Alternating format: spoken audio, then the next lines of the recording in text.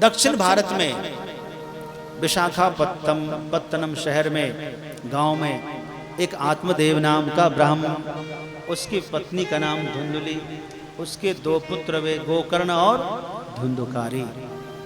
उसमें जो धुंधुकारी था वो तो महान पापी था, लेकिन गोकर्ण धर्मात्मा था, काशी में पढ़कर पंडित हो गया। लेकिन वह धुंधुकारी क्या करता था? पाप तो करता था, माता पिता को मारता पिटता था। उसके पाप से परेशान होकर पिताजी घर से चले गए, माता भी घर से चली गई। माता की मृत्यु हो गई, कुएं में गिरने से प्रेत योनि में गई। धुंधुकारी ने 5-5 वैश्याओं को घर में लाया, चोरी करना शुरू किया। उन वैश्याओं ने इनको एक दिन शराब पिलाकर जलती हुई लकड़ियों से पीट पीट कर मार दिया। भयानक भूत बन गया। इनकी माता ने यानी धुंधुली ने स्वप्न में जाकर गोकर्ण से कहा, बेटा हम लोगों के उद्धार के लिए पिंडदान करो। गोकर्ण ने श्राद्ध किया, माता का उद्धार हुआ। गोकर्ण ने श्राद्ध किया, लेकिन धुंधुकारी का उद्धार नहीं हुआ। जब गोकर्ण घर गए तो धुंधुकारी प्रेत बनकर सामने आया। कहा, भैया हमने आपके लिए श्राद्ध किया है। बोले, श्राद्ध से मेरी मुक्ति नहीं होगी। तो कैसे होगी?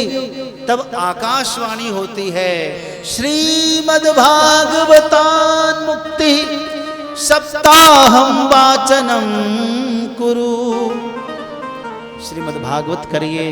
तब गोकर्ण ने आषाढ़ मास के शुक्ल पक्ष की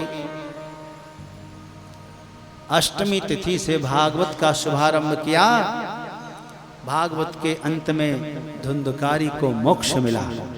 धुंधुकारी की आत्मा एक बांस, 7 गांठ वाली बांस में थी, सारी गांठें फूटी, बाहर निकला पीतांबरधारी गंधर्व का वेश, स्वर्ग से विमान आया, बैठकर जाने लगा। गोकर्ण ने कहा, भाई कथा तो सबने सुनी है, एक ही विमान क्यों लाया, बाकी विमान कहाँ है? तब भगवान के दूतों ने कहा कि श्रवणम तो कृतम सर्वैहि न तथा मननम कृतम। सुना तो है, मनन नहीं किया। इसीलिए आप दोबारा फिर से कथा करिए। श्रावण मास में फिर से कथा हुई और जितने श्रोता उतने विमान आए। सारे श्रोता विमान में बैठ बैठ कर भगवान के धाम जाने लगे। लोगों ने जाते जाते सोचा कि गोकर्ण महाराज का क्या होगा।